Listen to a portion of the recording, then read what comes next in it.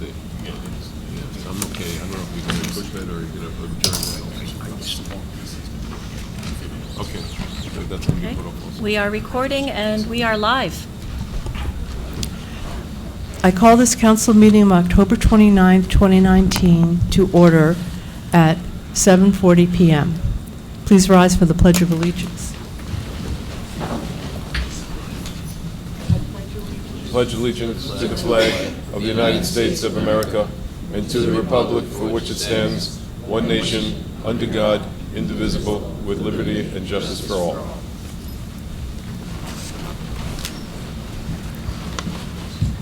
Will the city clerk please read the Open Public Meetings Act? This meeting is called pursuant to the provisions of the Open Public Meetings Law. This meeting is included in a list of meetings notice sent to the record and advertised in said newspaper on January 31st, 2019, posted on the bulletin board in the municipal building, and has remained continuously posted as the required notices under the statute. In addition, a copy of this notice has been available to the public and is on file in the office of the municipal clerk. Proper notice having been given, the municipal clerk is directed to include the statement in the minutes of this meeting. Let me just add one thing. Okay. Council meetings are now being broadcast live via streaming to YouTube. As a visitor attending the meeting, your presence and attendance may be recorded. By remaining in the council chambers during the meeting, it is assumed your consent is given if your image is broadcasted. There may be situations where, due to technical difficulties, live streaming or the recording of the meeting may not be available. The city shall not be responsible for and accepts no liability in the event that the recording of live video streaming of the meeting is unavailable. Roll call, please. Councilman Cobb. Here. Councilman Cohen. Here. Councilman Hamer. Here. Council President Glynn. Here. Also present is Mayor Michael Wiles, City Attorney Bill Bailey, and Interim City Manager Jewel Thompson Chin. Absent with prior notice is Councilwoman Cheryl Rosenberg. Our first order of business is a resolution honoring Dr. Violet McIntosh of Englewood Health. It's our pleasure to honor her this evening for all her wonderful work that she and her colleagues have done in the interests of women's health. Before we do that, I'd like to just make a brief comment. Oh, sure. I want to tell you all how this started. At a recent meeting, one of our residents who's sitting in the audience tonight and doesn't know I'm about to say what I'm about to say, Reverend Stephanie Harper asked what we as a city were going to do to recognize Breast Cancer Awareness Month. And there are a number of events that have taken place throughout the city. Englewood Health has held a walk. There have been a number of other activities and events that took place. And after that meeting, I thought about it because I've heard of the good doctor before in several circles. Friends of mine know her and know of her work, and they shared with me some of the things that she's been doing and how much of a shining star she is. And I reached out to a friend of mine at Englewood Health, and he in turn connected me with Ms. Park in your communications area, or Englewood Health's communications area, and we discussed that, Dr. McIntosh, and everybody just lit up, and rightly so. So this came about because of a resident prompting us to do the right thing, and our having a chance to give some recognition to a luminary, and she may not even see herself that way, but we do. So congratulations, Doc. Ms. Glenn, before we make the presentation, I thank you, Mr. Hamer, for your good judgment and for the good reverend for making this suggestion. I lost my mother to breast cancer when she was 56, about 25 years ago. There's a young lady in my life who is very close to my family, and I told her that this evening we were going to honor Dr. McIntosh, and she asked me to read a brief text. I'm not going to give her name, but she says that I'm blessed to be a patient of Dr. McIntosh. Besides professionalism, she demonstrates great personal care for her patients Being diagnosed with cancer was a shocking experience for me. However, she has shown great personal care, guiding me to the right treatment and staff, monitoring the progress of the treatment, and above all, being of great encouragement to me and my family. God bless her. Yes, indeed, God bless you and your extraordinary staff that make people feel this way. Thank you. Please come forward.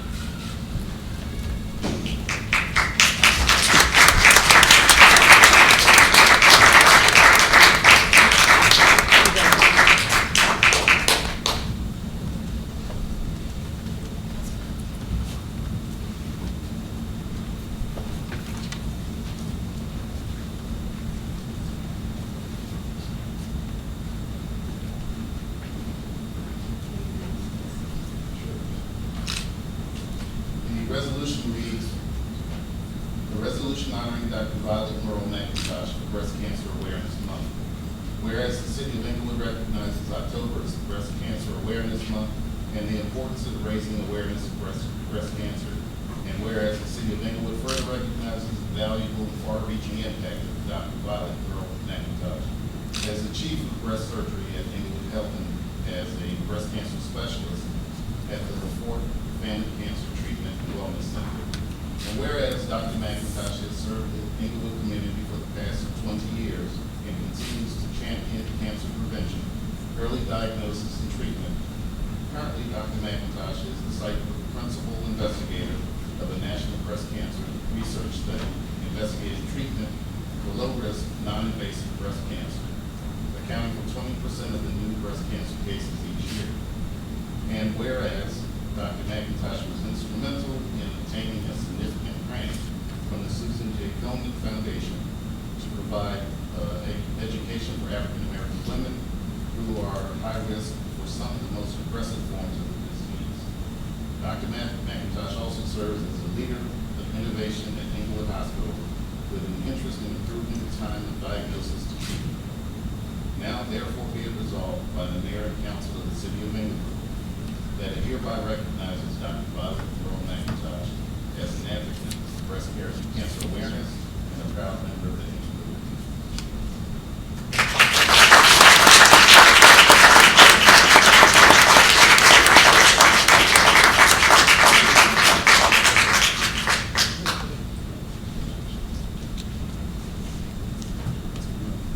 Get a little closer. Go, 2. Go. Excellent.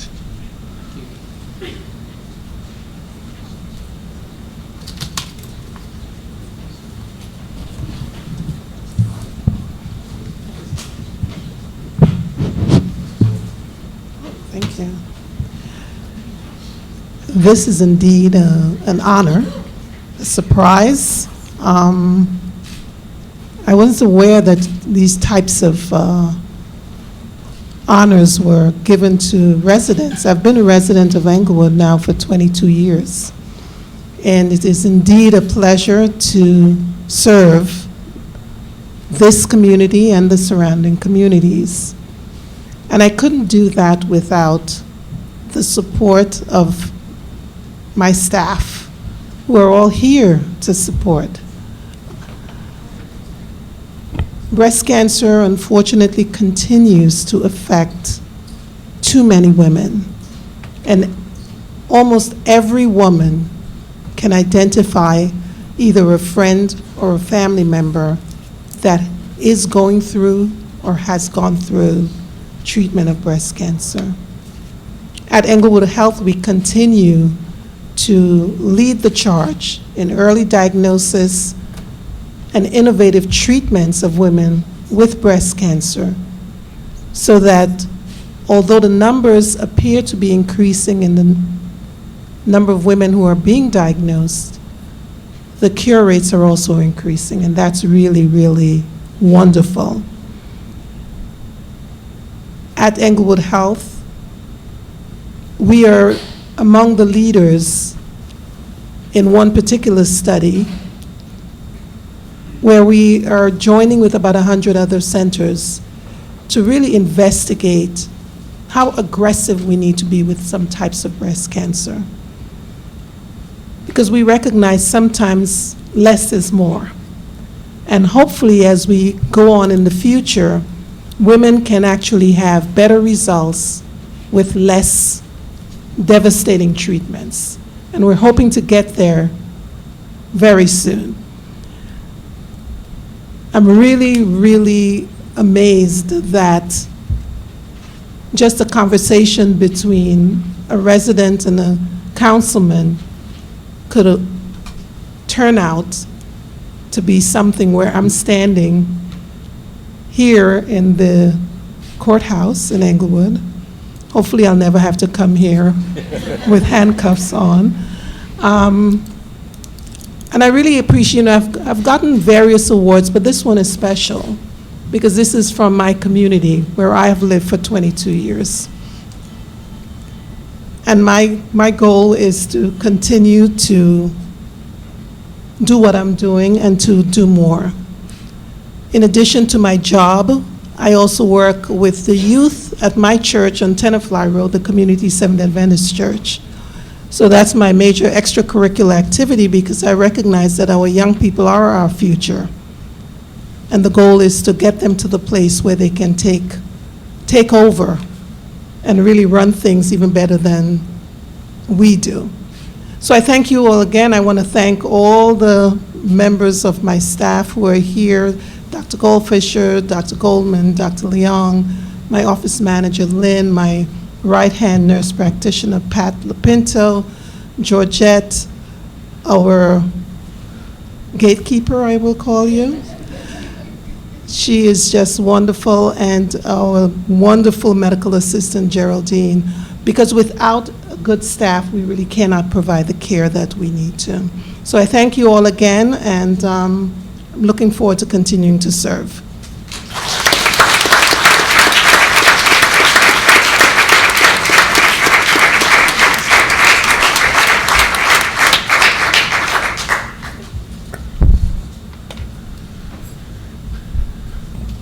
I think the hospital also has packages for the residents, making some of their services more aware. Feel free to take one on the way out.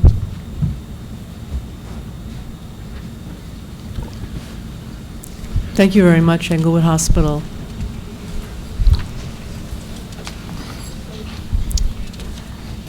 Next, we have a presentation about best practices from our CFO.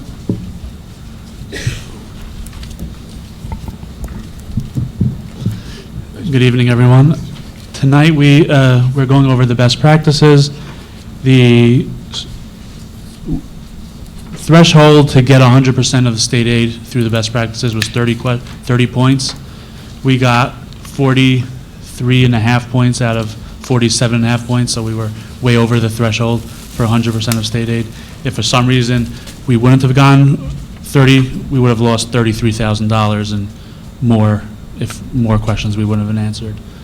But we did very well, and there were, in addition to the regular questions that they asked unscored questions that they might ask in future years, which we answered also, even though they're not scored. We answered it, and we got most of them also. Any questions? Well done. Questions? Mr. Kaufman, would you take us through whatever the highlights are of this best practices inventory? And things that we need to be aware of? Every question is important. There's a lot of questions. So of the ones that are the critical ones that are components to the state aid, which ones would you highlight? Which ones are of highest importance to you that we should be concerned with?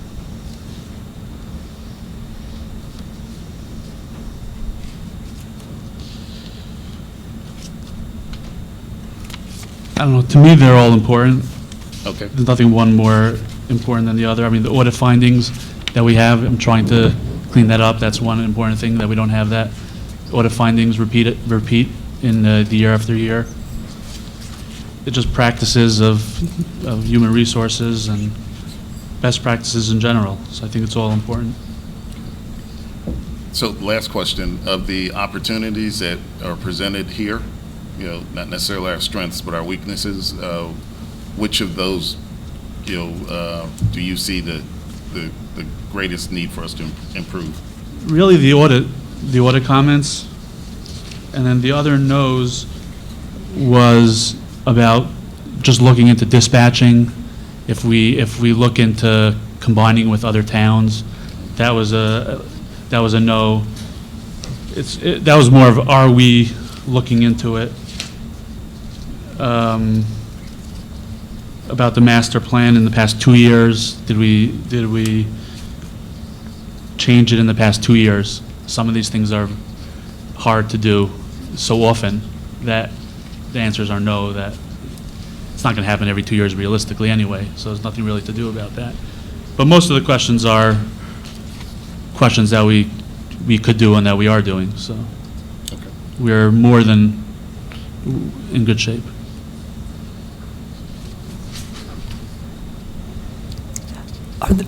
Are there any of these criteria that we didn't do as well previously and we're doing better now?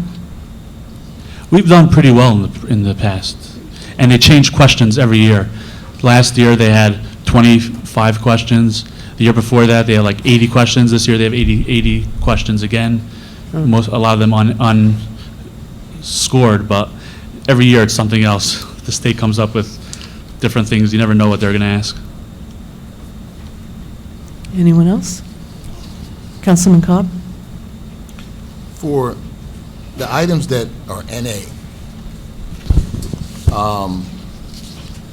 I would like for you to, usually when you say NA, in my life and as a professional, you have to tell why it's NA. You have to describe why it is to answer that. So, you know, that people know that why it's not applicable to us, you know, because we don't do certain things or whatever. I think it's best practices is that when we answer something and it's not yes, or even when it's yes, we should explain why. There are questions that the state does. I know that there are questions that the state requires us to answer. So for this, all I did was what the state required us to do. But for the council itself, I could always tell the reason why. But for the state, we don't have to. I think that's how we get in trouble. We just do the bare minimum instead of saying, let's go above and let's set the standard to say. And what I mean by that, Not necessarily. Sometimes we just don't have this, we don't have a fire district, so it's NA. Sometimes it's we just don't have we're just not doing it because we don't do it. Yeah, sometimes it's just. Yeah, well, then say that. Literally is not applicable. It's not applicable because of what? It's defined in the question. They give you the criteria in the question, and if the criteria don't apply to you, then it's NA. Like, we don't have to describe if we have a No, fire I'm not district. saying to them, maybe that's acceptable to them, but if me sitting here, maybe I want to know why to describe to us, why is it NA? It's contained in the description. But that's not your response. That description is saying they're asking you a question, you say NA, right? Yeah, Am but I you saying- have to read the question. No, I've read the question, and I'm saying if it's NA, that means, and what I'm saying is if you answer NA, you should say it's NA because it doesn't apply to the business model that we have or whatever the case may be. Do you understand what I'm saying? I understand what you're saying. It's not required, but No. I gather that. I'm saying for us. But so what you're saying to me is we're not answering it because it's not required. We're just answering whatever is required, however the answer is. If they say you could just put NA, that's required. You're meeting what's required. And I'm just saying, if I'm a lay person and I want to know why it's not required, or I don't know anything about it when I pick this up, if I'm your auditor and I pick this up, does this apply to us? Okay, they said NA and they tell you why it doesn't apply. That's all I'm saying. For inside, whatever you do to them, because then we would go through and I would say, okay, well, explain this one to me, because I don't know, right? And I don't know, so I would ask you to explain that to me. And you're just saying we're doing what's required. I'm not saying that you're not. All I'm saying is for somebody who may not know. And that could be a topic that we could take off subject to discuss. You don't have to agree with me, but I'm just saying we could take that off and have that conversation. That's all I'm saying. I think it answers the question a little bit more in detail, that's all. Any other questions?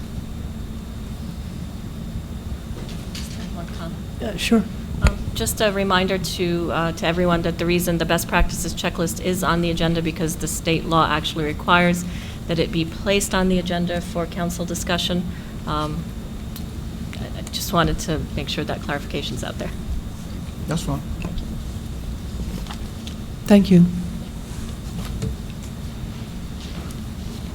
Is there a motion and a second to approve resolution number 224 of the council workshop meeting of April 2nd, 2019, and council budget hearings of March 27th, 2019, April 3rd, 2019, and April 10th, 2019? So moved. Is there a second? Second. Roll call, please. Councilman Cobb? Yes. Councilman Cohen? Yes. Councilman Hamer? I vote yes. Council President Glenn? Yes. I declare the motion carried and the minutes duly approved. Next, is there a motion and a second to approve the bills and claims, resolution number 225, in the amount of $1,826,133.27? So moved. Second? Second. Discussion? Councilman Cobb? Yeah, page 101, emergency ice skating rink repair.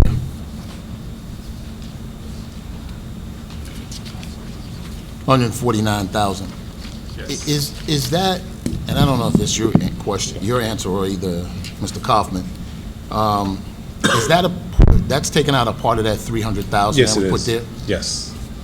Okay, and could you just give me a status of the ice skating ring now? Not sure if anybody's been out there, but we're actually making ice right now. The goal is to have it, well, tentatively open for possibly this weekend. We're crossing our fingers. The only thing that's really left to do at the ice rink at this point, because of the system that's installed, there are tubings that actually feed into the skate area that actually creates the temperature needed to create ice. We have to protect those tubing. So there's a decking that has to be installed over the actual pipes themselves, those tubings, to make sure that they're protected from people visiting the ice rink. So that's essentially what's left to get done there. And once that's completed, the ice rink will be open for business. When do you expect that? Again, Estimate. No, we're gonna. I think speaking with the ice rink director Ken Katz, we're actually having a soft opening. I think the end of this week, and then possibly getting the decking done in the following week or so, and then in a couple of weeks we should all be done. Now I have to add one more thing. There's still the final chiller that has to be installed, that sort of thing. But as far as getting it up and running, the ice rink will be up and running. All right. So, Mr. Bailey, I don't know, I have a question on page 2 of 9. Yes, sir. With Myerson and Fox, Yes, sir. those all planning and land use? Yes, that firm is the planning board attorney's firm. Okay. Do we get receipts for this? Do we have docs about, Invoice, we get invoices from them. you had invoices Yeah. for them? Okay. I just want to make sure, there's a lot of transactions here. And the fact that, many of us are not at the planning board. I'm there, but I don't know, what we're billing them, which we're charging them. And maybe it would be helpful that when they come through, that you put that in the package for the rest of the body to approve something that, if you could. Okay. That's not a problem, is it? No. Okay, thank you. And I have a question, and maybe Mr. Kaufman, you could come up. Do we have any outstanding bills for any of our professional service people from last year? Are we caught up to this year? I'm having a meeting on Thursday with the city manager and the treasurer, and we're going to be going over outstanding planning board, zoning, planning, zoning. We're going to be going over this on, Every professional that we have? yes. Okay. It's October, and if we owe anybody from 2018, I understand. that's not good. More importantly, I want to know everyone that we owe, how much we owe, and if we have what's the plan to pay these people, and what's the time frame? You know, so we don't carry it over to 2020, but more importantly, that we're responsible for our end of the business here. It's already set up for Thursday. It's set up for Thursday, Yep. so we should get some responses quick, and we should have an action plan Yes. for that to be done. And if you could come back to the next council meeting and tell us how we've done, I would appreciate that. You know, I don't want to just carry it over, because we're going to go into budget season, right? So, We're already in budget season. well, we're in budget season. You're right. So, Yes.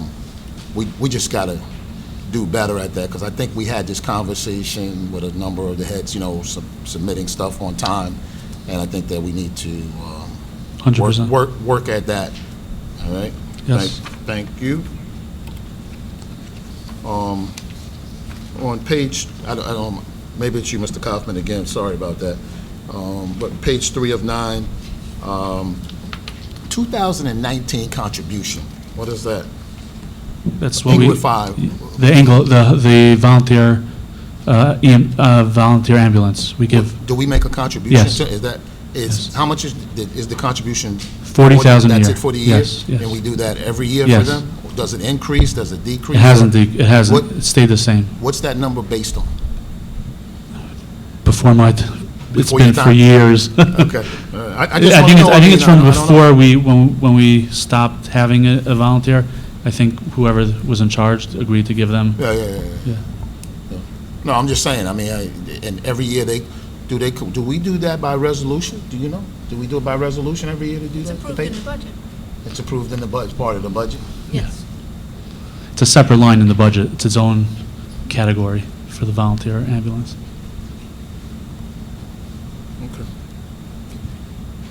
And Mr. Jenkins is not here, but maybe Joel can answer. On the same page at the bottom, Morris Park Pump Station, do we have a problem there?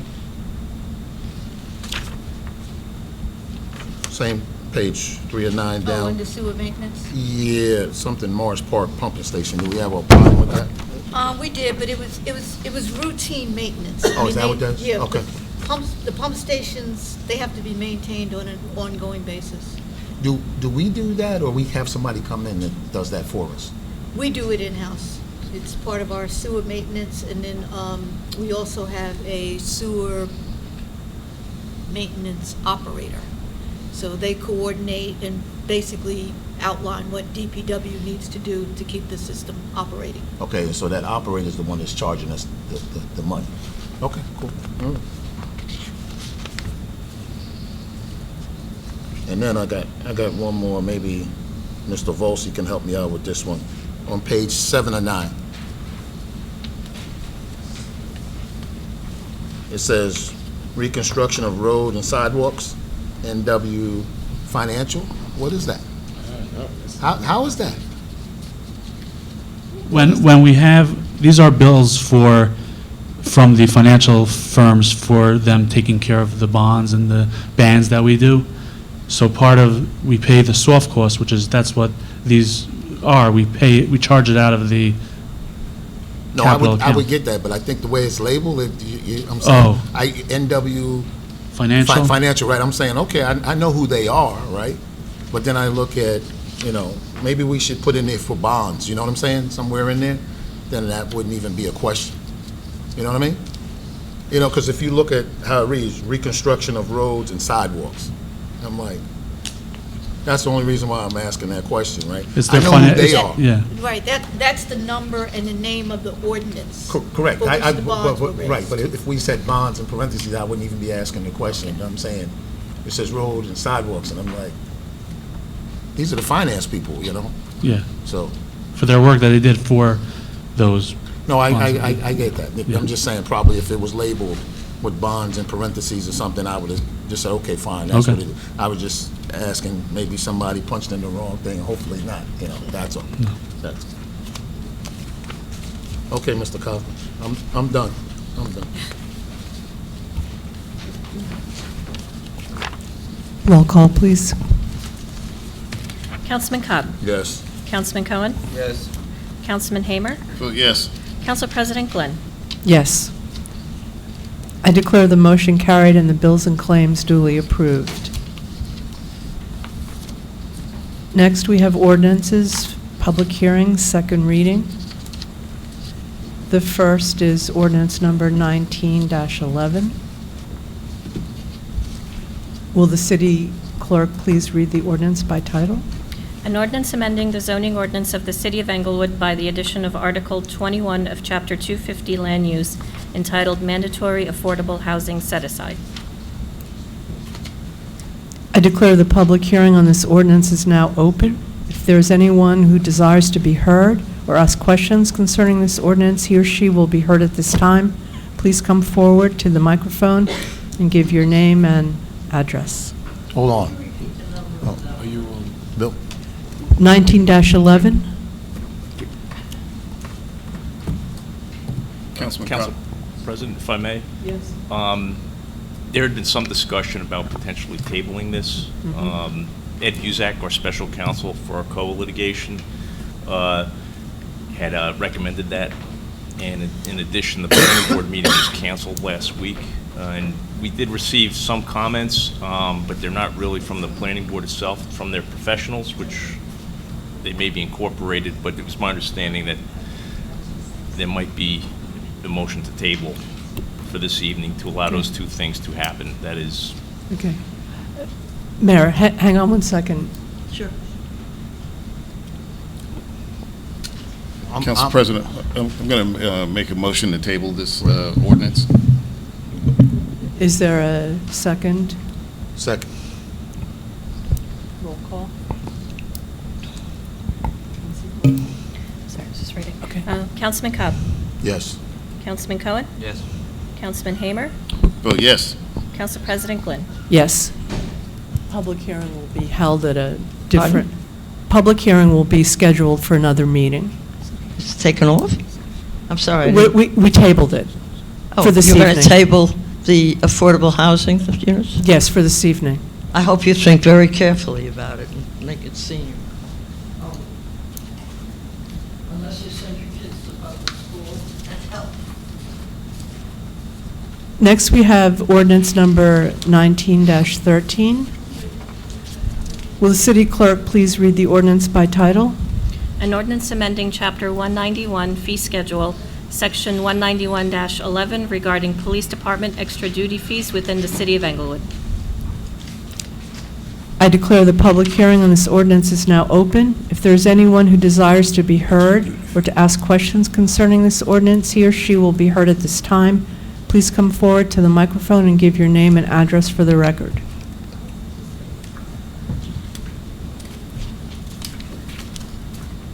Seeing no one, I will now close the public hearing. Is there a motion and a second to approve the ordinance? So moved. Second. Roll call, please. Councilman Cobb? Yes. Councilman Cohen? Yes. Councilman Hamer? Vote yes. Council President Glenn? Yes. I declare the motion carried and the ordinance duly adopted, and that the ordinance be published once by title only in the record. Consideration will now be given to ordinance number 19-14. Will the city clerk please read the ordinance by title? An ordinance amending the code of the City of Englewood by the addition of Section 250-107 entitled Murals and Public Art Installations. I declare the public hearing on this ordinance is now open. If there is anyone who desires to be heard or to ask questions concerning this ordinance, he or she will be heard at this time. Please come forward to the microphone and give your name and address for the record. Hello, good evening. I'm Omar Lopez, Oakland Street, Englewood, New Jersey. I'd like to commend you guys. It's been a long time. We've been waiting for this. As you know, I've been championing public art in the city for a very long time, and so I'm encouraged to see that we've gotten this far, so congratulations. A couple questions with regards to some of the specifics. Term is listed in here for a minimum of 1 year per application. Feels a little long. Typically, the public art is ephemeral. It kind of moves, it changes, and so I'd like you to make a consideration and think about shortening the span of a proposed piece, maybe 9 months instead of an entire year. Other points that I wanted to make, I see that there's a specific line item in here that says that there should be no art placed over doors, fire escapes, vents, etc. I'd ask that there be some kind of stipulation put in here for potential fire exits that maybe aren't used that are part of a facade that potentially wouldn't be blocked or similar during business times when the art would be allowed to be placed onto said exit. So just something to consider, that if these things are super specific like this, it makes it a little bit more difficult to try to execute and to navigate.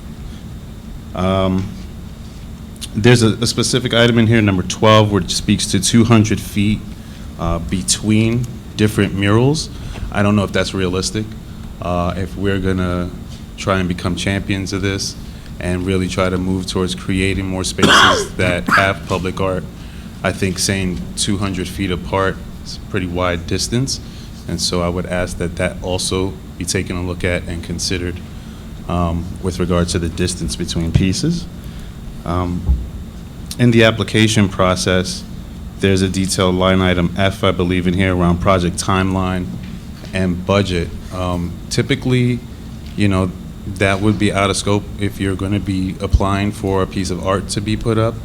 I don't know why the budget would be of concern if timeline and all of the other points in here are met. There's a line in here, H, that says certificate of insurance, contractor artist registration. I just wondered what the artist registration piece was.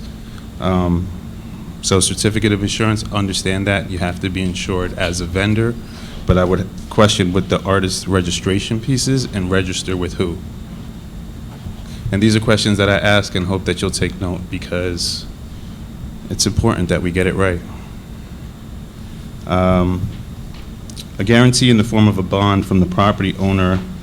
It's a lot of fees in this, and I would say that I do understand the need for having some skin in the game, so to speak, to ensure that they're going to meet with the code and the requirements to have good maintenance on their proposed murals. I would think that that fee should be something that's a little bit more realistic, so I would ask for some specificity with regard to the amount of said bond and hope that it would be something that's manageable.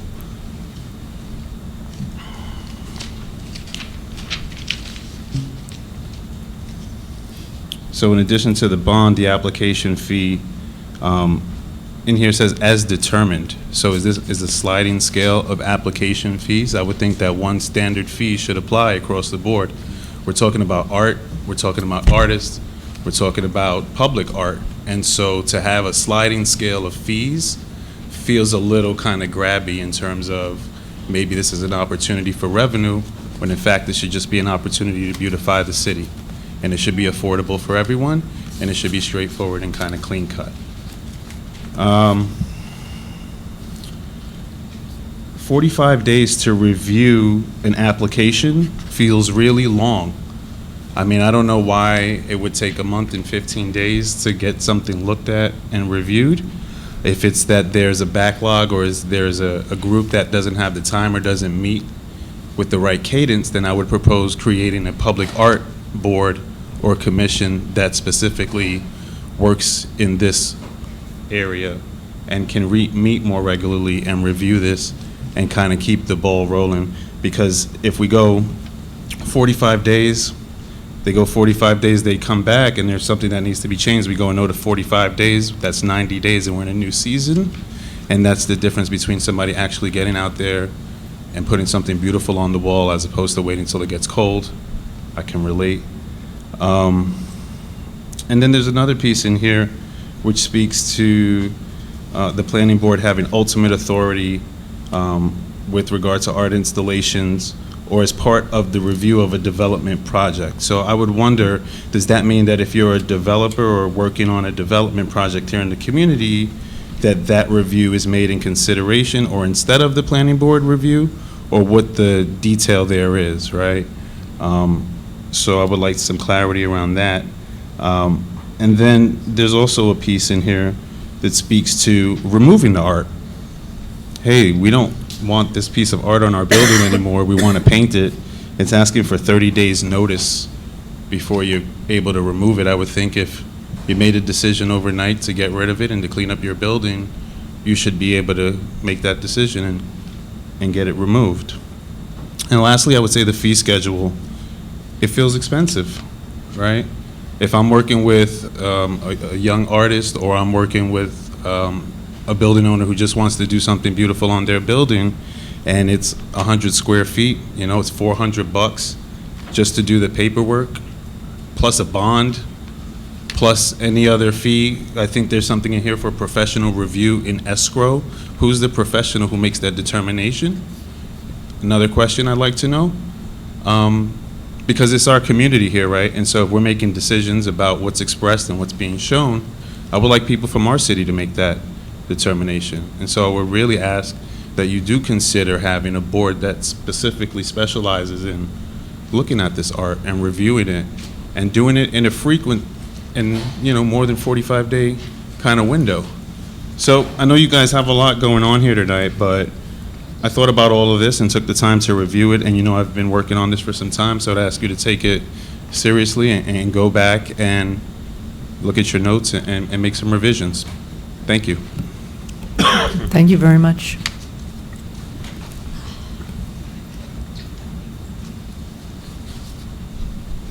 Sandy Greenberg, 449 Liberty Road. Before most of you were born, I ran 3 major art festivals in Englewood, and every artist had, it's 1968, 1972, and 1973. They were citywide festivals, 3-4 days, and we had every artist work in Englewood. It was fantastic. And so I say that first because I don't want anybody to think that I am not a major, I have major interest in the arts. I'm an artist myself. But I've been thinking a great deal about this, especially since I live next door to the famous lady that was going to be painted on the side of a building where there used to be an Aztec symbol. It was quite attractive on the side of La Puerta years ago. And I looked at the sign that has subsequently been, the painting that was put on the side of the new I store. And I realized that there is a certain quietness and interest that will always be easy from a distance, from close up, from a distance, to be looked at. I do think, having been up in Keene, New Hampshire, where they have a lot of portraits on walls, which are quite far off to see and easy, and a lot of writing, it wasn't quite impressive to me. I looked at all of them. I was taken on a tour by my daughter who lives up there, because there's a lot of art that's going on walls. History of the city, which in a way some of the work that has been suggested here. And I feel that having seen this, having been in Europe, seen a lot of art on walls in Berlin, I do believe that you should stick to designs, abstract, formal, on the walls downtown, because I think the idea of naming streets after people, as we did, you know, Dizzy Gillespie Way and Sylvia Robinson, and we can be very proud of that. And we have so many, you know, historic figures that I think we could rename streets, name streets. And I don't want to curtail the arts in any way. And I think that I would recommend to the city that we have these big art festivals, like I used to run myself, every year. I think it's great. But I'm not so sure that we should be putting murals on buildings downtown. I think that having worked for a long time, I'll have to use the word to quiet down some of the cacophony that was downtown in the 60s and 70s. It was very hard work to get started with the improvement of the downtown. We worked hard on awnings, signs. I helped write those original sign ordinances, and the ladies here who's done it before and since. So I just want you to think carefully about this, and in no way to have anybody think that we are discouraging artists. I am championing them. I'd like to see Liberty School turned into a center for all kinds of creative art, and encourage art, not discourage it. But please be careful about buildings and the impact. I've seen it. Thank you. Thank you, Mayor. Ms. Glenn? Just Just Yeah. a question on the I ordinance. need to close the Sure. public. If no one else wishes to be heard, I will now close the public hearing. Mayor Wells. Thank you. Mr. Bailey, what is the process if somebody wants to do a mural and it's within 200 feet of another proprietor? Do they have to get a variance then from a board? Yeah, depending on the degree, it could be a variance or possibly a waiver from the Oh, board. And which board would it go to? Planning board. Planning board. And the sign and facade committee led ably by Miss Emily Mann would be able to take on this responsibility. We could expand that with other citizens in the community or planning board members if we need to have a more proactive board. If somebody can't afford the fees, and it's a student project or there's an exigency that presents, are there exceptions that can be made written into the ordinance? Is it within the discretion of an authority at City Point of Hall? order. Just, excuse me, should not the motion be moved and seconded, and then we entertain And all then of this as discussion. part of discussion? Yes, sir, yeah. Just Okay, proceed. since I don't vote, I don't know if I need Yeah, you to... We'll let you talk. No, I mean, in other words, these are all good points. If you feel that the ordinance Yeah. Mayor, accommodates I these points. think what we're saying, just hold off on the discussion. Okay. One sec, we come back Sure. to you. Is there a motion and a second to So approve? moved. Is there a second? I have a question, you know, Oh, we need to- what? Councilman Cobb, just hang on one sec, because we're in the middle of the motion. Is there a second? Second. Discussion? Councilman Cobb, and then back to the... What was the motion? The motion was to approve. Oh, okay, good. Well, So, Councilman Cobb. I think there was a lot of questions with this, and obviously, the amount of questions that were presented tonight, we can't, obviously, we can't alter the resolution as it is without tabling. I think, and there were some good questions there, and I think, we should go back and look at some of these things and have the discussion around it, I believe. But the folks need to understand that that puts that ordinance back, and we have to go through the whole process again. So they got to be willing to understand that that's what's going to happen. Mayor, and then Councilman Hamer. Omar shepherded this along in the city. It was his brainchild, and I helped move it to the planning board, back to the council, back to the planning board, now back to the council. I'd like to see this adopted with the understanding that these nuances and changes will be accommodated, that there's flexibility for some of the concerns. We've come this far, and we really do want this to be out on the street. We wanted it out in spring and summer, and now to table it means it's just not going to get done. So that's my sense of what the concerns are. If we did what Omar asked us to do, then we have to table it. And he's the one who asked us. We understand. his No, he struggle. wants clarity. Maybe No, Mr. no, Bailey that's can not give what he him, wants. maybe Mr. Bailey can give him clarity, He doesn't and want if there's any clarity. flexibility. Wait. Right. Oh, okay. Hang on one sec, please. Point of order. Are you finished, Mayor? Yes, ma'am. Okay. Councilman Hamer? The points that were raised, are more than germane, are are germane to the ordinance. And, if they were less important, then they might be able to be incorporated into the change. And I'd like for Mr. Bailey to speak to that, just so that everybody's aware of what this means. Both of the points, from Councilman Cobb and the mayor are spot on, but if there are major changes to what's been proposed, then that means that we essentially start over. That's correct, Councilman Hamer. Those would be material changes. For example, if you change the timing from 1 year to 9 months, the ordinance would have to be rewritten, or amended, or rewritten and reintroduced. They're not just clerical in nature. Councilman Cohn? I'm sorry. I'm So sorry, please. There are two approaches to doing this. One is to pass this ordinance as it is and work toward making the changes that were brought up in the discussion by Mr. Lopez, or we table it and start again.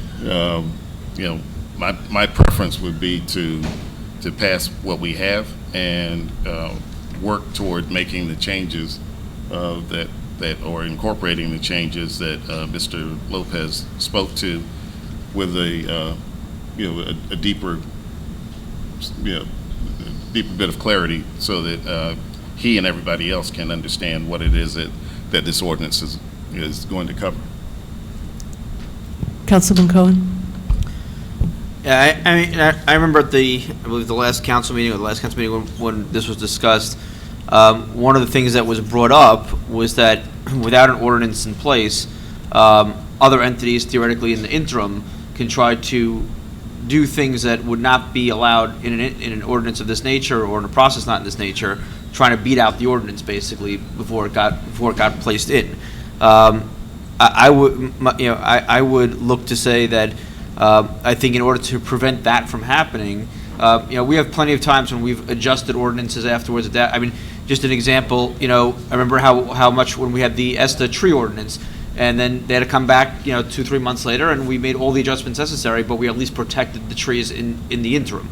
I think, to me, the wise course of action, considering, all the work that went into this, and also to answer to the issues of making sure that there can't be entities that can rush in now while we're in a process of redoing something to do things that are things that we clearly would not want to happen based on what we have here, that the course of action that I believe we should take is to pass it, and then to immediately look at all of, not to waste time and not to make it take an indefinite amount of time, but immediately to look at all the suggestions that are being proposed and amend an ordinance which exists, but at least by passing the ordinance, we're allowing for certain protections that we actually want to happen tonight, and then we can move on from there and get the protections in. And from a timeline perspective, if we would have to start this ordinance over, I don't think there'd be any difference in timeline in passing amendments from scratch as opposed to doing the ordinance from scratch. So I don't think you're changing or altering the timeline in either situation, but you are affording protections that we're looking to afford in that interim period. Thank you. I also agree that we should move forward with the ordinance and evaluate Mr. Lopez's feedback and amend as needed. I just would say we don't have a very good history of amending and going back, so why don't we just put a timeline on that? That's been my experience sitting here. So, it's easy to say, let's pass it and be what? You know what? Let's say, okay, on the next meeting that we have, we've considered all these things, and let's start to amend it right away again. Let's hold ourselves accountable to a timeline to that. Mr. Bailey, is that? Sure, you could, put it on the agenda for discussion at the next Yep, meeting, and then that's right. introduce at the next meeting whatever amendments you Right, think right. are, Okay. Because you want to pursue. If I could also make another suggestion, since Ms. Mann happens to be here, who's the site plan. Excuse me, Mayor. Can I finish talking? Councilman I just wanna Cobb had know. not concluded. Please, Councilman Cobb.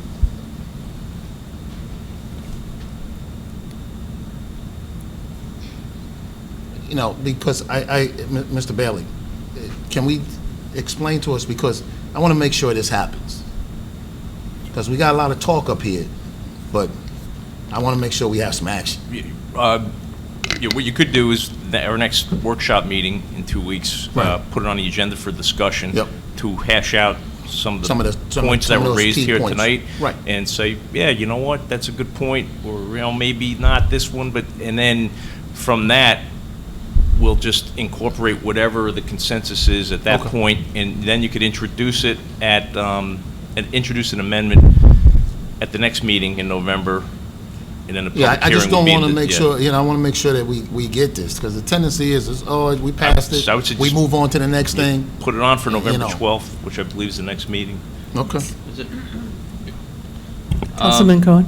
Just a suggestion, is there, and I'm not sure who the right person for this is, but is there somebody in City Hall who can, we have obviously recorded all the suggestions that were made. Do we have somebody who can evaluate them and give us recommendations?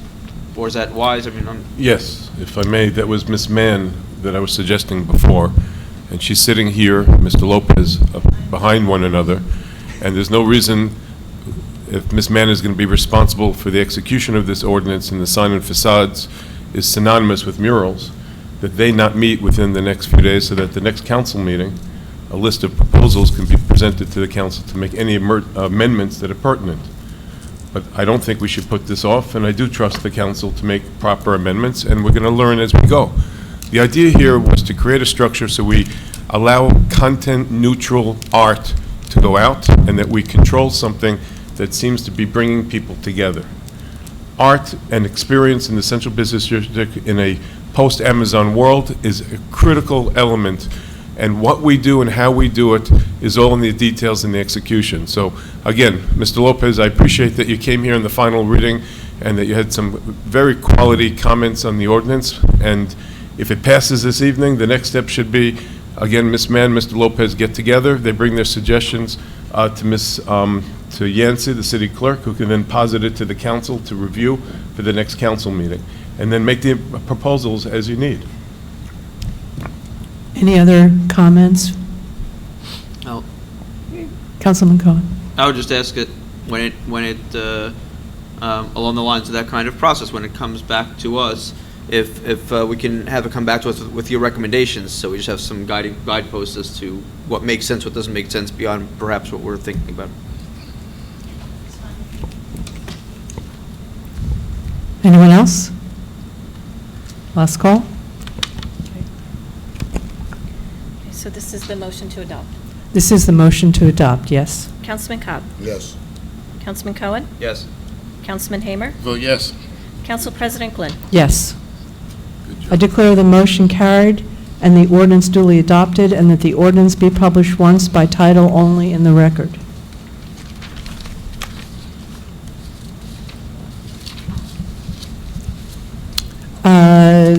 Next, we do not have any ordinance introduction or first reading. Our next section is public comment on agenda items. If anyone wishes to comment on resolutions on the consent agenda 220, 226 to 232, please come forward and state your name and address. This section of the meeting is only for comments on the resolutions.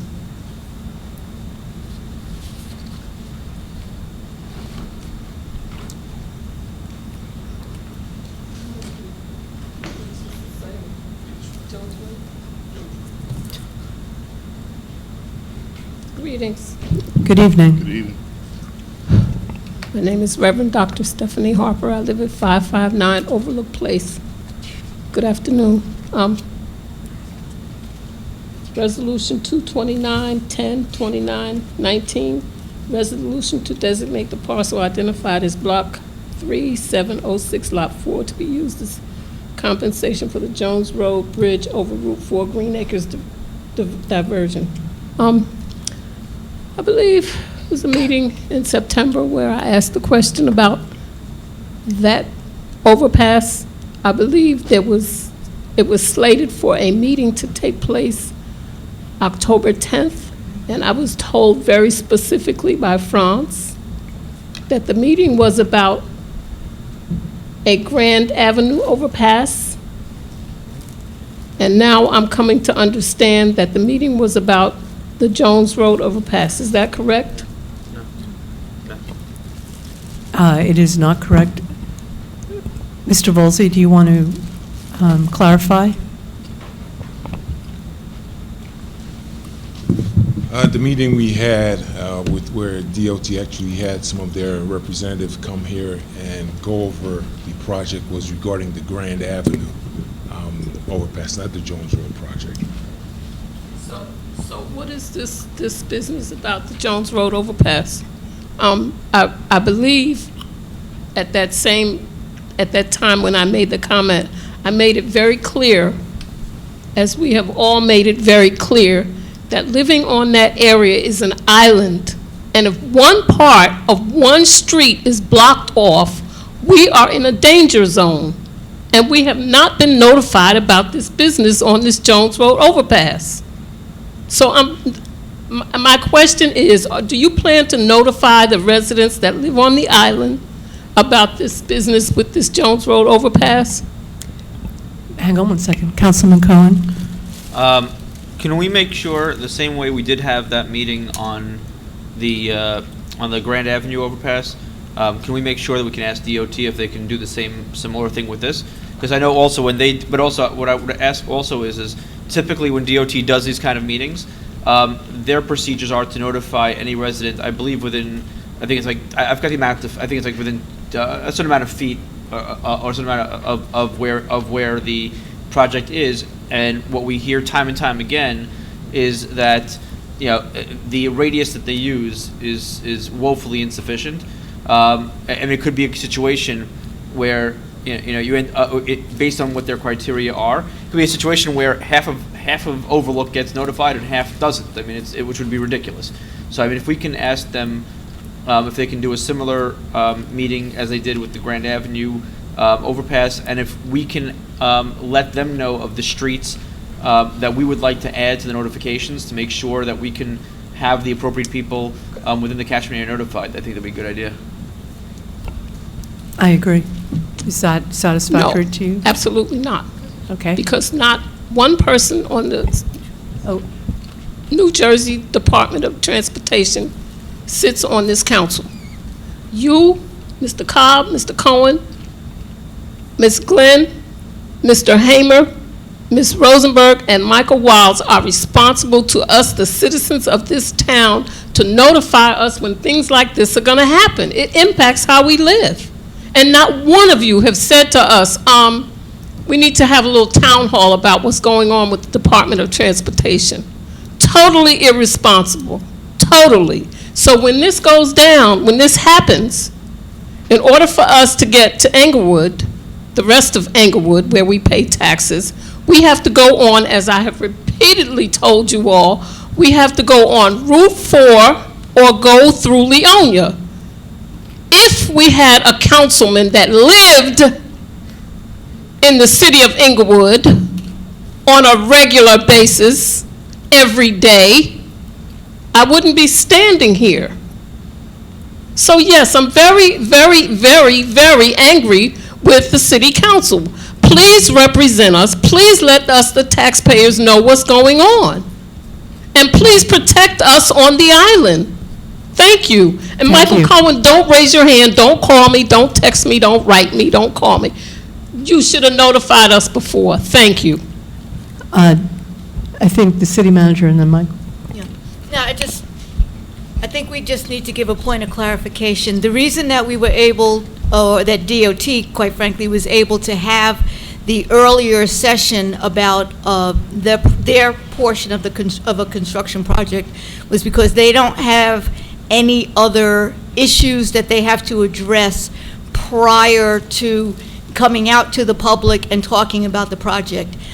This particular resolution is actually a preliminary step that DOT has to meet and the city of Englewood have to meet in advance of the New Jersey DOT's request to have the Jones Street project, I guess, approved, even take place. This only, at the current time, only involves one parcel of land being swapped for another, And this is not an action that's required by NJDOT. This action is required by Green Acres.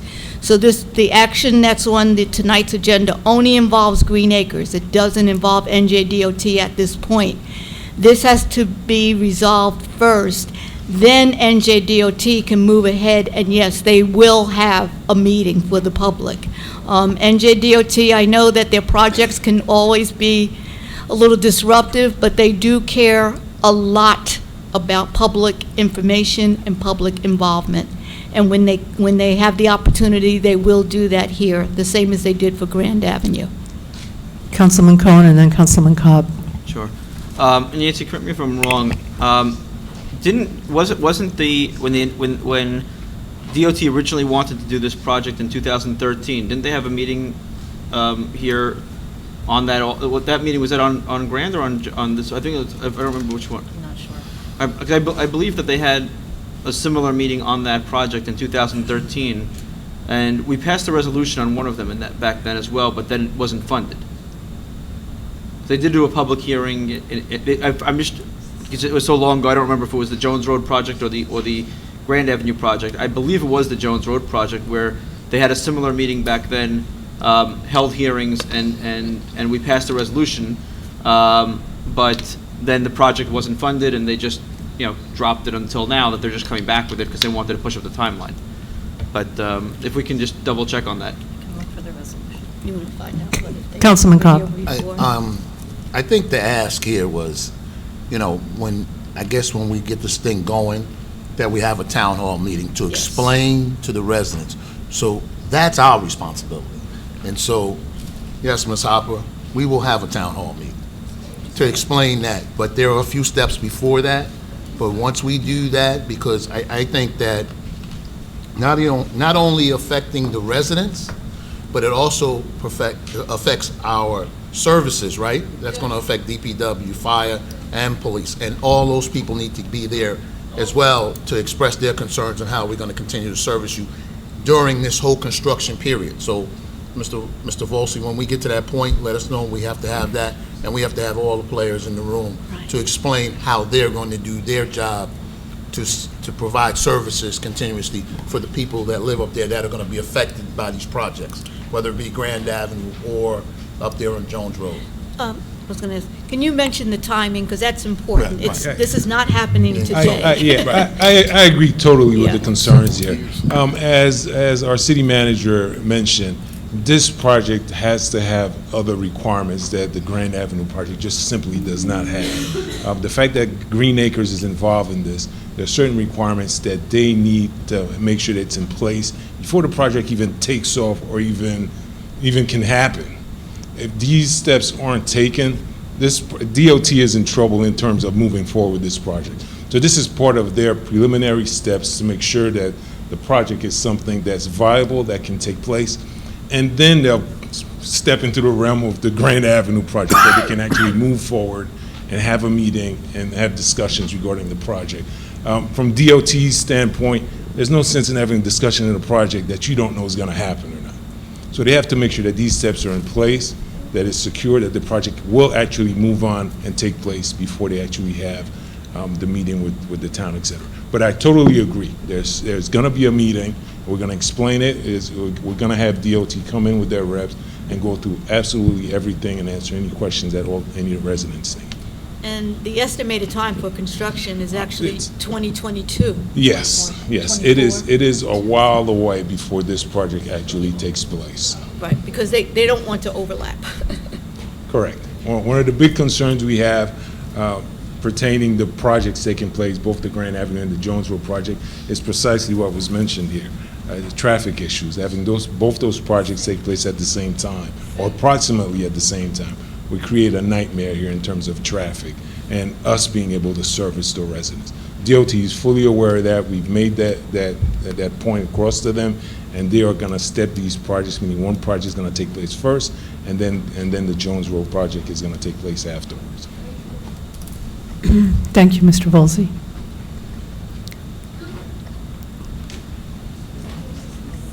Pete Jansen, 589 Ridgeland Terrace, up on the aisle. I agree with all the comments that have been just discussed on this project. And I'd like just to delve into the actual resolution that we're talking about here, which is, the way I read it, and I just want confirmation from our city manager, is that since the city, or since the state would like to use some portion of land to the west, which is designated green acres, when they do that, they have to do a reciprocating swap, is that how it works, of Correct. other They have land? to they have to replace it. So they have to go and get non-green acre space land somewhere and designate a green acre space, is that? Correct. Okay, good. I just want to clarify for everybody here so it's understandable what they're doing. And also point out, one of the parcels that they're talking about taking off of green space is this long, narrow strip of land between Walton and Route 4. So on big, long, goes down 13 houses. So it's a strip here, goes somewhere down to here. I just want to understand, and I agree that we should do it, but I want to also impress upon the board here that when we take this off of being green acres, what is this, the state's intent on all this other land that's up here that is now off green acre? Right, it only appears that they only need this little bit here.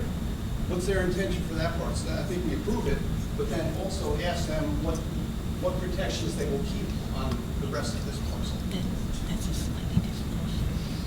Is that Cross Creek? I think that'll be protected by Green Acres, won't it? Is that Cross Creek, that area? Still stays green. No, that's, Cross Beyond Creek it? is over here. Route 4. Rock Creek is here. That's This is specifically Walton designated Street, swap. Oh, okay. very narrow street next to Route 4. Yeah. There's actually a creek that runs, Right. Rock Brook runs right under there. Right. So I'm really curious as to what, this is, what appears to be a bus platform that they're going to be adding to be more accessible by bus than what's currently there. Thank you. Thank you. Mr. Volsi, anything they don't take would be Green Acres, still Green Acres, right? Yes, anything that DOT is going to touch right now is essentially green acre property, and that's why we're requesting what we're requesting tonight. As far as additional green space, as we mentioned, I'm not aware of them touching anything there at all. The purpose, again, of the Jones Road Bridge is twofold. Obviously, there's some concerns regarding the structural integrity of the bridge itself. The other thing is they're going to be adding another lane onto Route 4, westbound lane. So they're going to be expanding Route 4 just a bit. So those are the two main objectives of the project. Thank you. Anyone else care to come forward and comment on the resolution items? Seeing no one, I'm going to close the public session. The council will be voting on resolutions 220 and 226 to 232. Does anyone on the council wish to have any resolutions pulled off the consent agenda to be voted on separately? Resolution 220. Yep.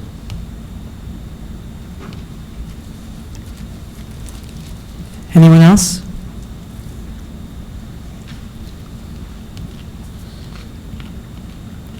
Okay. Resolution 220 is pulled. Is there a motion and a second to adopt the remaining resolutions? That would be resolutions 226 to 232. So moved. Second. Roll call, please. Councilman Cobb? Yes. Councilman Cohen? Yes. Councilman Hamer? Yes. Council President Glynn? Yes.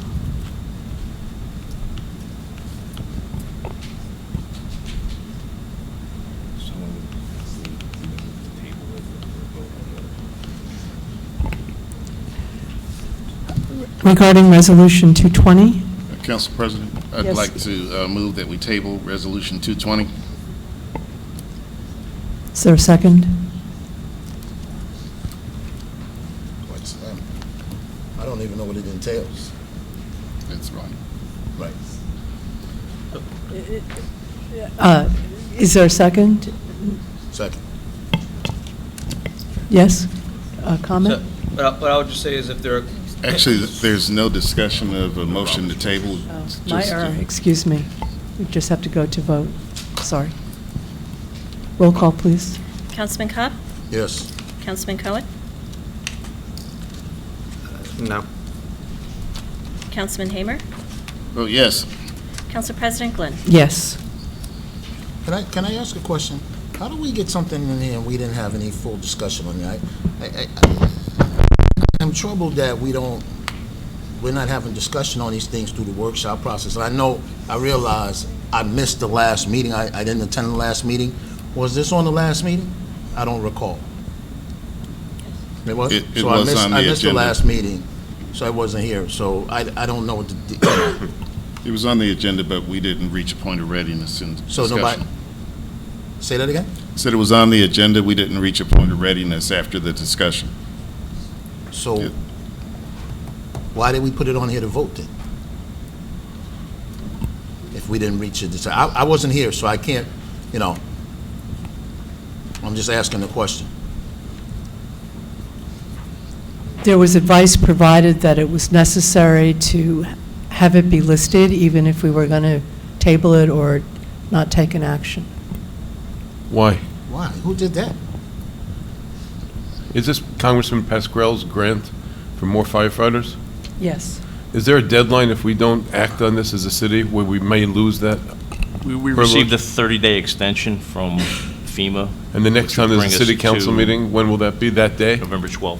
The same But day did- that 30-day extension I expires? think it technically expires the 13th, but Yeah, so how is the council going to act on this opportunity for hundreds of thousands of dollars and the ability to bring more firefighters and eliminate potential litigation if they don't have another meeting if you tabled it now, are we just letting this opportunity flit away? I think the council wants to have the time necessary to review the provisions of this and consider it. And I agree with Councilman Cobb and Councilman Hamer by implication that we haven't been afforded that time up to now. And that's the time that we want to take now. And I concur. I think it's very important to study it. Perhaps you'll make an emergency meeting. Everybody does their homework, does a deep dive into it, then comes forward and then sets a council meeting in a timely fashion where you're going to avail yourself of the funds. Council President, Yes, please, Councilman Hamer. we meet again on November 12th. The deadline is November 13th. So if in our closed session this evening, and if there are any subsequent questions, they can be provided and answered, before we get to our next meeting. And there's no reason why this can't be on the agenda for the 12th, and that would be ahead of the deadline. And so Mr. Belli then could inform whatever party the next day and would still be on schedule. that's correct. All right, so then I think it's in the good spirit. As Mr. Cobb said, nobody had a chance to do a deep dive into this. Correct, There was no closure the last time we spoke, correct. but this is a critical item for us to discuss this evening. And Ms. Rosenberg's not here. So if she isn't here tonight and she can't opine on this, then effectively she may not take a position, and this is a very important decision. I would urge a separate meeting just for this, honestly. Okay, anyone else? We can move on. Councilman Cohen? Just a quick question. I don't know if it's appropriate. Is it wise, considering I see our fire chief here, for him to tell us more about it at this point, or? No. I think the council wants time to consider this on their own and do their own questioning, and if we have questions of the chief, we will reach out to him. Okay. Did I finish that part? Communications. Okay. Next, we have communications from the mayor and council members. Mayor Wilds. Thank you.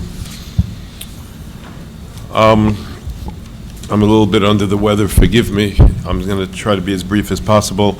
We had the privilege of welcoming many businesses into the City Chronicle, New Jersey Eye and Ear, the Bristol Assisted Living, after they put $100 million, $85 million of it, which was brick and mortar, into our city, the Bergen Family Center and the Cecil merger was chronicled, as well as a opening for Coco Jolie, and George's Seafood will be this coming Sunday. I urge everybody to attend. We had a lot of interesting events, and the calibration of United Rescue is launching a new rescue initiative, something that was very successful in the Jersey City Hospital Corporation, and Englewood Health has adopted it graciously. The Achilles, New Jersey, had a 4-mile walk that started as an idea by our fire captain, Lieutenant Joseph Captain Sorbinelli. Last January, he played itself out beautifully in McKay Park, and I tip my hat to him. We had a new residency at the Crown Plaza, a Latino fair at the Dr. Greco School. We had coffee with a cop at Toronto Dominion Bank, and Social Security seminar with our Congressman Bill Pascrell at 111 West Street. We marked the 22nd anniversary of the Pilgrim Mission Church, and Englewood Fire Department graciously opened their doors for an open house. I attended the Bergen Mayor's monthly meeting, where we were talking this time about affordable housing and emergency preparedness, and yesterday I was a guest speaker at the Women's Club. I had the privilege of meeting with the new principal, Benjamin Suro, at Dwight Maurer High School, who is going to work with me and others to create a robust professional mentor program for the children in the schools. Today, this afternoon, I heard from CNBC, who's going to see if they can get some of the kids in the journalism in the school paper to get a private tour. That's the kind of resource that I'd like to see the schools work with our local businesses. I've done coffee with the mayor in the Spanish community. I'm doing a deep dive. My interest is to find its leadership and see that they're impaneled, part of the process and part of the city leadership going forward. I want to thank the Environmental Commission, who helped do a styrofoam-free initiative. Blue Moon Mexico Cafe joined, and they went literally store by store. There are about 20 of them on the Central Business District, where they proposed legislation for the council banning expanded polystyrene foam, known as styrofoam, from restaurants within the city. It actually ignites carcinogens when it's heated, and Blue Moon took the step, and it's expensive, but they did the right thing. A lot of the other restaurants joined Blue Moon, including Cyros, Playa Bowls, Manhattan Bagel, Pokey Crew, Benny's, Burger IM, Biddy O'Malley's, Alward's Health, Palisades News, and Food. The Environmental Commission, chaired by Chelsea Gleiss, has already partnered with Sustainable Bergen County Hub and other important initiatives. Again, this is a very important chronicle. We say happy birthday to about 1,412 October registered voters in the city of Englewood. I would also like to thank the Crown Plaza for offering to be a voting site for the second ward. We had issues with parking, handicap accessibility, and there are some issues with people not being comfortable going to the Crown Plaza. We'll see how this works out, but I appreciate that they stepped up in their good corporate citizenship as well. Upcoming, we invite everybody to the Veterans Day ceremony. I spoke to Olga this afternoon. It's underway Monday, November 11th, 10:30. Again, at the 11th day of the 11th month, at the 11th hour, we will be honoring our city's veterans. Thank you. Councilman Hamer? Well, there are a couple of things that the mayor didn't mention, and just want to thank all of you for your yes vote on the resolution for Dr. McIntosh. And I think it was a fitting presentation that we had earlier in the proceedings. There are a couple of other items. One is there is one of the most important projects, at least as far as I'm concerned, since I've been on the council, has been the re-emergence of Rock Creek and Park View, and there are vicious rumors being spread around, scaring people about being removed from affordable housing and their apartments.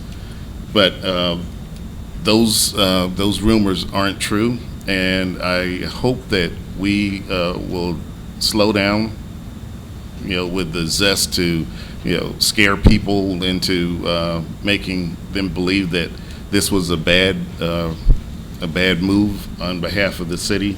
This is an important transaction, and it deserves a full hearing, and the city's housing authority has gotten involved, and they're going to meet with each of the residents impacted and talk them through exactly what the implications of what's going to happen at both Parkview and at Rock Creek. So it is a huge transaction, as I said before, and probably if I had to list one, it is the most important thing that we've done since I've been on the city council. The 6 years I served as councilman at large, and these last 7 years I've served as the 4th Ward councilman.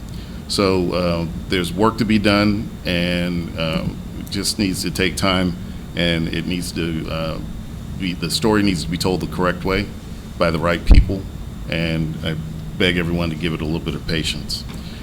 Next Tuesday is November 5th, and I do encourage you all to vote, whomever it is you're voting for.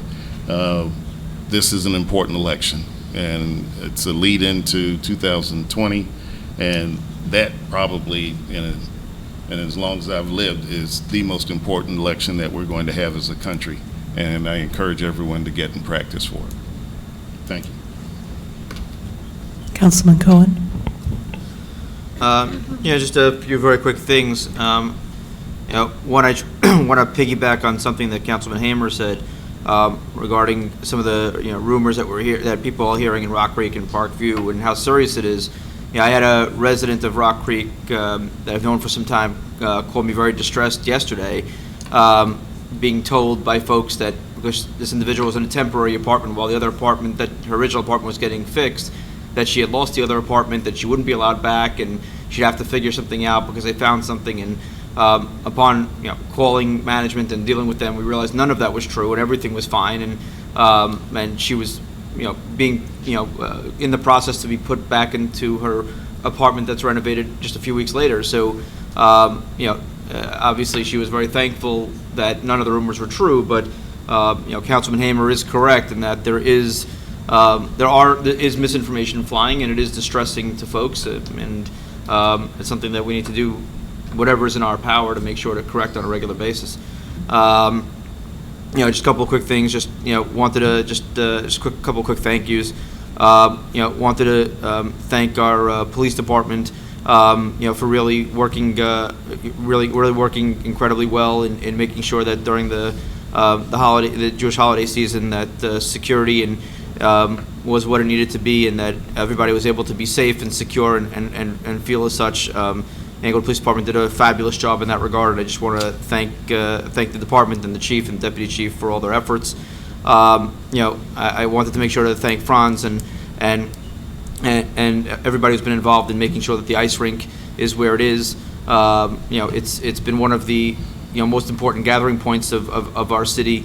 And seeing all the incredible efforts that have been made over the last couple of weeks and months to get it to where it is, to the point where you can say that pretty much on time we're going to have this rink open is remarkable considering where we were to where we are. So, Franz, you're here, so I can thank you personally, and to everybody else and the friends of the rink and and everybody else who was involved. It's really an important effort and was not easy. And just also. We had over the storm on Sunday. I had residents calling me with a problem that we have on a fairly regular basis this time of year, when some storm drains get clogged with leaves, and then potential flooding.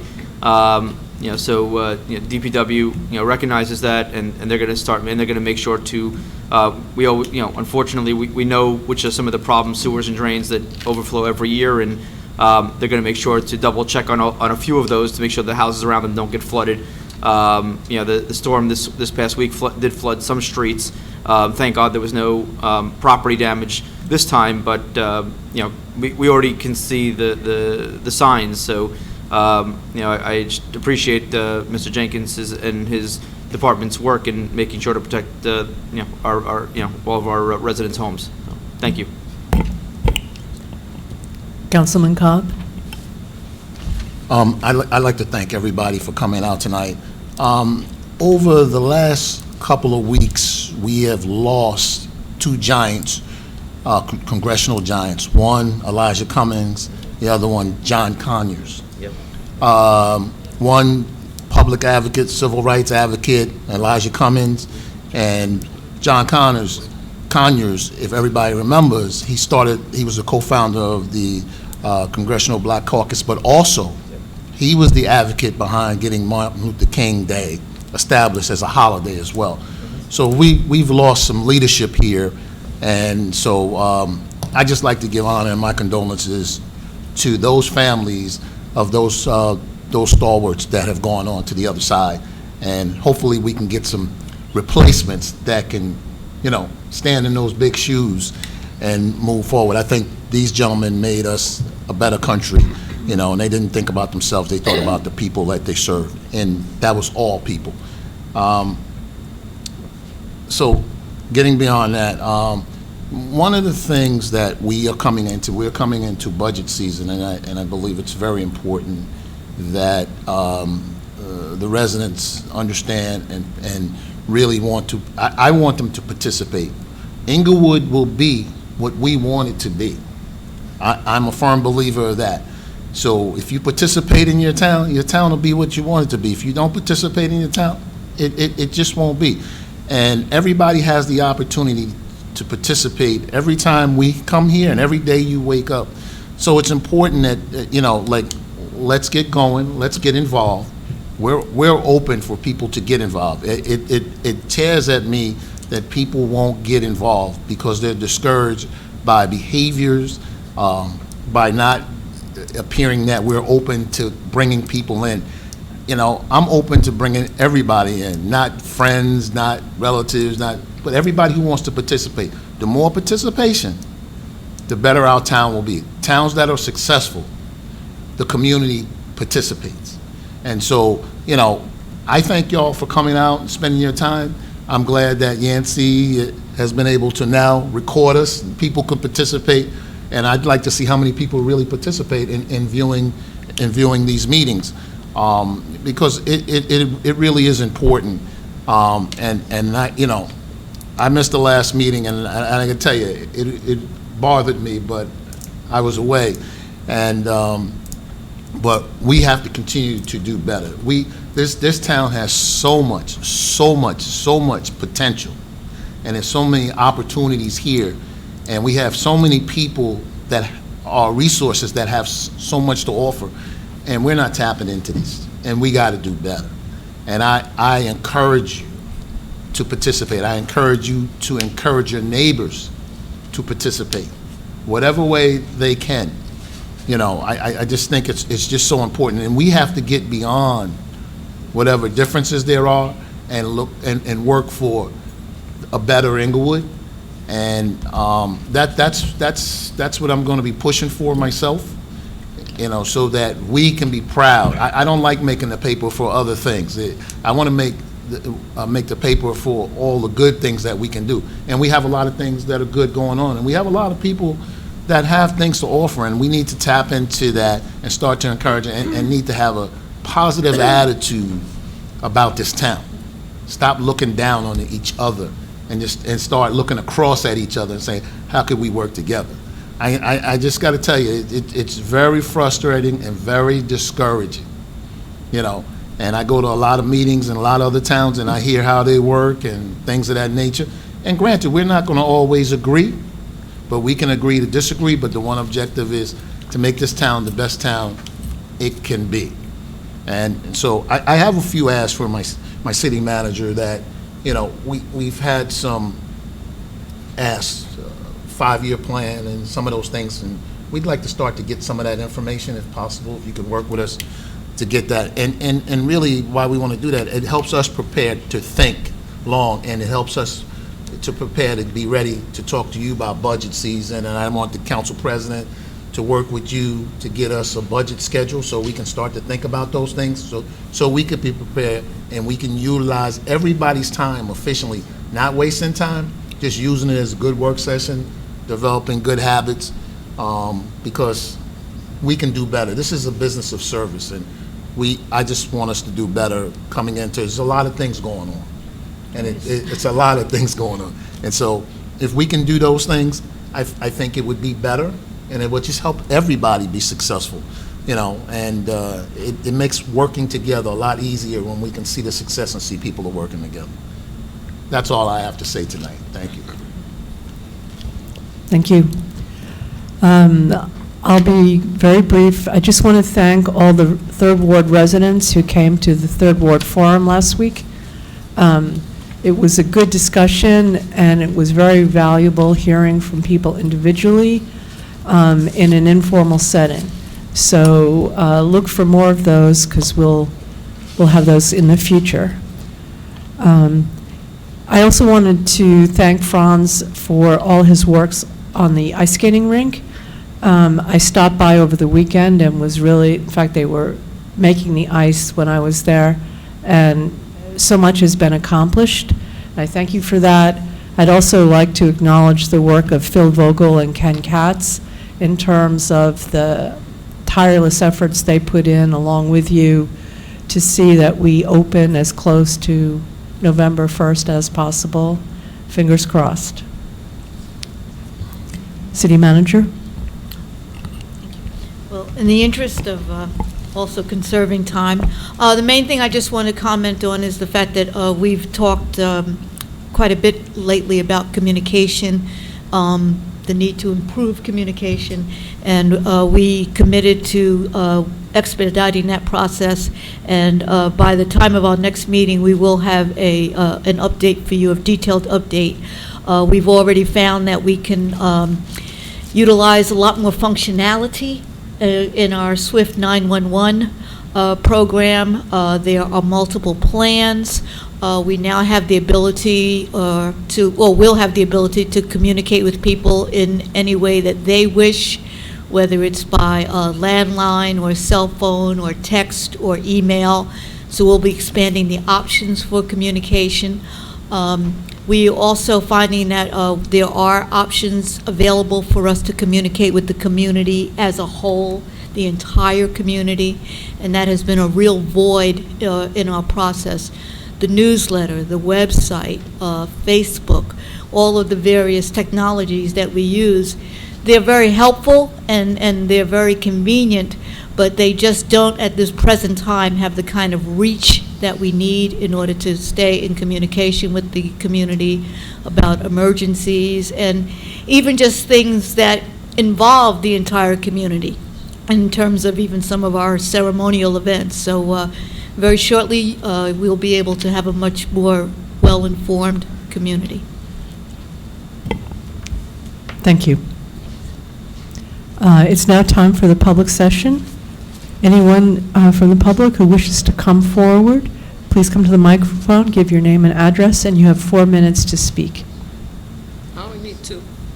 Okay. Commendations to the council on the recognizing Breast Cancer Awareness Month. I thank you very much. Good job. Kudos, et cetera, et cetera. I'm looking forward to, as you had a Third Ward Forum, I'm looking forward to a Second Ward Forum. Third thing, there exists a technology where citizens can call in to get the latest update as to what's going on in the city. So along with the text messages and emails and et cetera, et cetera, et cetera, we need to look into the technology where you can call. So if I'm at work, I can dial a number and find out what's the latest going on in Englewood. Or like if DPW is adding a pickup day, you would have, by the way, news from Englewood, we're adding a pickup day from DPW, but you can call in. So that just opens up another way to communicate with your citizens. Unfortunately, I have to report that the garbage still sits on Overlook Place. It's still there. I know that Mr. Jenkins is doing everything he can to make sure that garbage is picked up. My neighbor consistently puts the garbage out whenever she wants, however she wants, however much she wants, whatever color she wants, including a green toilet that sat out on the street for 4 weeks on Overlook Place during the July 4th vacation. So I'm asking the city council to help me with my neighbor and her persistent, dirty, eyesore, nasty, unhealthy garbage. here's what I'd like to offer. Maybe we as a city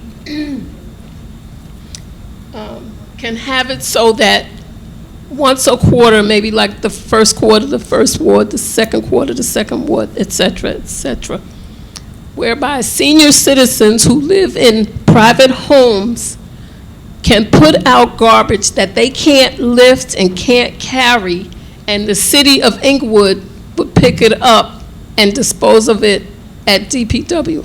Now, I'm not talking about refrigerators or heating units. Let me give you a personal example. There was a piece of furniture I could not move. I called my people to help me move it. They got it up, but it wasn't garbage day. So I had to call them back to help me put it back out on garbage day. But if we could have some kind of way whereby DPW would, I don't know, maybe you could register as a senior citizen and it would be a limit of maybe 2 items or whatever, so that senior citizens who are not as strong as we used to be can have maybe just this little extra service. Because sometimes we can't dispose of our garbage the way everybody else can. So that's my offering for tonight. Looking forward to a second ward forum. Thank you. Reverend. Thank you. Sandy Greenberg, 449 Liberty Road. Following up on what Councilman Cobb said, I would like to comment about another function that occurred last week that we should all be very proud of.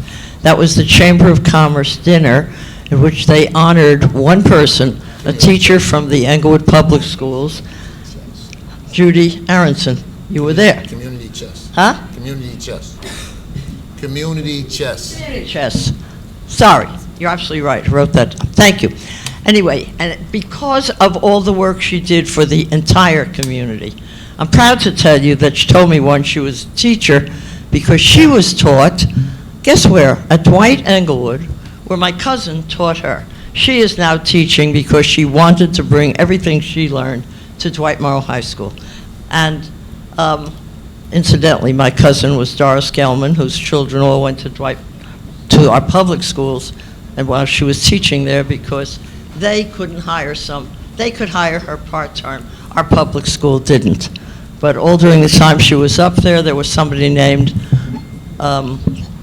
Russell Major, who used to communicate and get ideas to bring down to our public school all the time. Anyway, it was a wonderful time, and I was glad to see you there. I think you were there, I'm not sure. Okay. The other thing I wanted to bring up, yesterday I got this leaf collection. Okay. First time I sat and read it all, because I don't happen to put leaves out, I put them in bags, which I can only say is the only way we really ought to be doing it, as so many other cities in New Jersey have done, where they have at least as many trees as we do. It says on the first page, okay, that we follow the New Jersey Department of Environmental Protection in the way we have to put out leaves. We have to be compliant with their stormwater management permit that we get. I concluded, and maybe I'm wrong, and maybe this is a little cynical, and I particularly address this to our city manager so you know about it. I think that maybe we just passed a law which says you've got to put the leaves 12 inches from the curb so the water can drain down into the storm drains. That's why we have to do that. But I think that this city has only put it on the books so they can get the permit, and they have consistently ignored it. One person in the 3rd Ward we once saw that put the leaves 12 inches from the side, from the drain. And just look what happens when it rains. Now, the idea that the leaves should not be 10 feet from the drain, it also says that on the back. It gives the rules. Nobody observes that. I don't think people know that that's the rule. And I would only hope that someday, before I'm not around, or while I'm around, that you will be putting all the leaves in bags, and some way that we will be composting them the way other cities do, and we'll do it environmentally, in an environmentally sound way. Thank you. Thank you.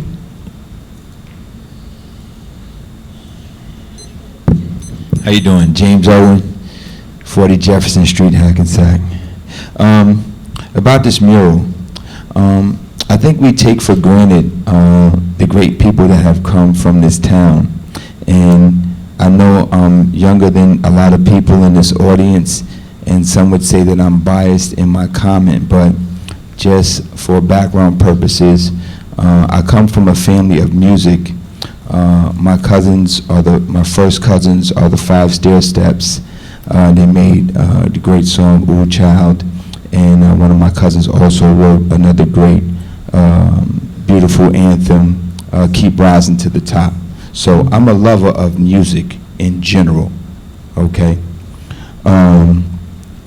Billboard magazine just wrote an article last week on Sylvia Robinson and Sugar Hill Records.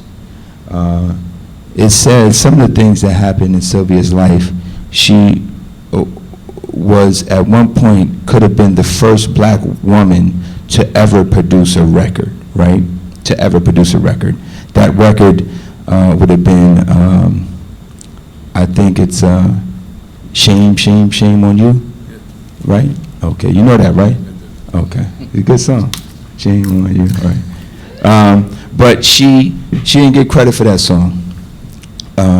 She also helped produce, write, and pay for the studio time for Ike and Tina Turner's first song that was nominated for a Grammy, right?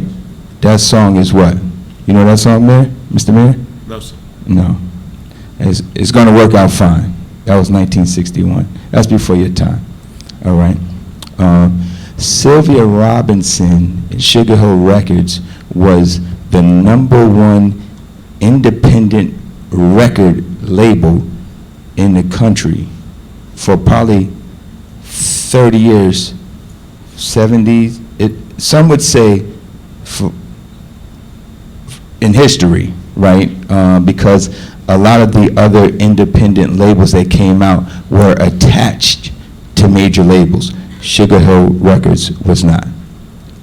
Of course, we all know about, Wonder Mike, Master G, and Big Bang Hank, and this song that they made, right? I don't know how many weddings you've been to. I do weddings. I do high-end catering. They play Apache a lot at weddings. Everybody know how to do that?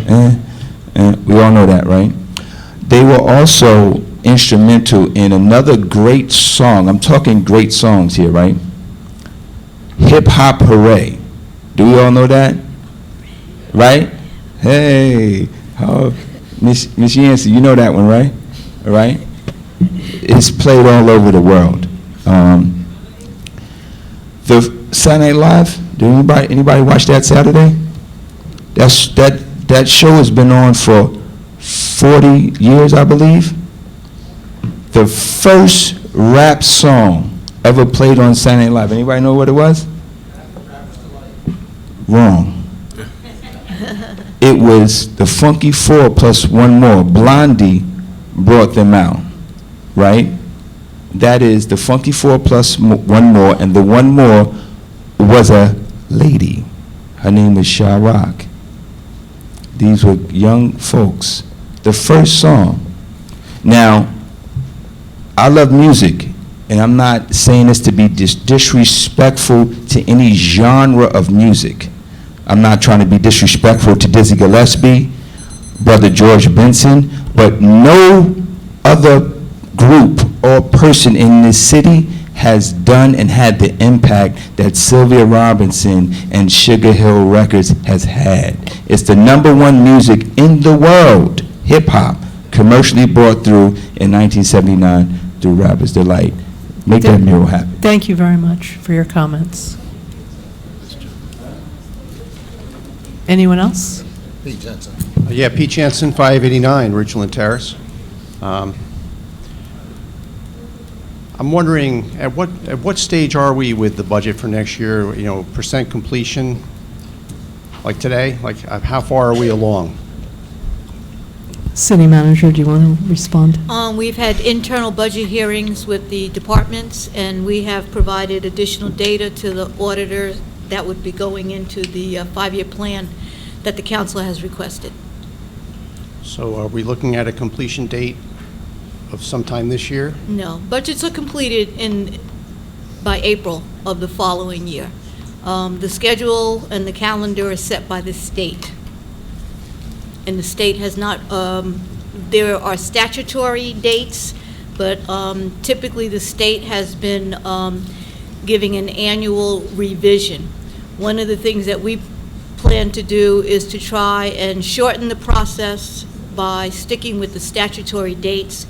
And if we can pull everything together and the council agrees, we would not take advantage of any 3 to 4 week extension that the state gives. There's information that comes in from multiple agencies, the BCUA, from the auditor, from Bergen County with regard to taxes. In order to strike your tax levy, your total property valuation has to be established, and that's done by the county, and then given to our tax collector and our property assessor. So there's a lot of steps. We can go to a certain extent internally, but we cannot have a full budget or a completed budget prior to the times that the state sets, because they established the program. Additionally, the state has been planning for approximately 2 years to eliminate the paper budget and replace it with an electronic system called FAST. And they have not been able to meet their own internal deadlines, and even as of last year, they initially required cities to put the budget into FAST. It didn't work out, and so they told us to revert to paper. But they seem to be further along this year, but even the state is only doing the training for the CFOs in early December. And then the cities first have to put in their 2019 adopted budgets so that there's continuity and rollover from 2019 to 2020. So in addition to what is the normal process, we also have a significant change with moving from a paper budget to an electronic budget. So is your target date for completion in April of next year? April would actually include the normal extension that the state gets. If we are able to go with the statutory dates, we could possibly get it in adoption even by the end of March. But that means a very, very rapid turnover. It means the budget delivered in mid-January. It means the budget hearings completed by, I guess, the end of February at the earliest, introduction in early March, and then there's a waiting period, but subsequent to that waiting period, adoption could be scheduled. So adoption could conceivably happen by the end of March or as early as the first weekend or the first council meeting in April. Is there any penalty for doing it before March from the It's state? not a penalty. It's not the legal process, and the process is not one that's established by any individual municipality. We are creatures of the state, and the state sets the process. Right, You have to I would have, impress there are upon- several activities that have to occur. Number one, you have elections in November. So you have changes in council. But the councils reorganize in January. So that's one of the activities that has to occur. So the whole program, even the statutory dates begin only in January 15th. So the budget for New Jersey has never been anticipated or programmed or scheduled to be adopted prior to January. Okay, if you're going with a March date, I would just ask that you get consent from the rest of the council members that that's the date that we should be moving towards. Of course. Because given what happened last year when we were behind the 8 ball at the 11th hour, getting our budget passed on June 28th or whatever it wasn't pretty. No, it Thank you. wasn't. Thank you. Anyone else care to come forward? Seeing no one, I'm going to close the public session. Mr. Bailey? Be resolved by the governing body of the City of Englewood that a meeting closed session pursuant to subsection 7 dealing with litigation, contract negotiations, and matters within the attorney-client privilege, and subsection 8 dealing with personnel matters, including appointments. And be it further resolved that the discussion conducted in closed session can be disclosed to the public upon taking final action thereon, provided it does not constitute an undue invasion of privacy or violate the attorney-client privilege. And be it further resolved that although the council will return to open session, at the conclusion of the closed session, it is not envisioned that it will take any formal action at that time. Is there a motion and a second? So moved. Second. All in favor? Aye. Any opposed? We're in closed session. Thank you, everyone.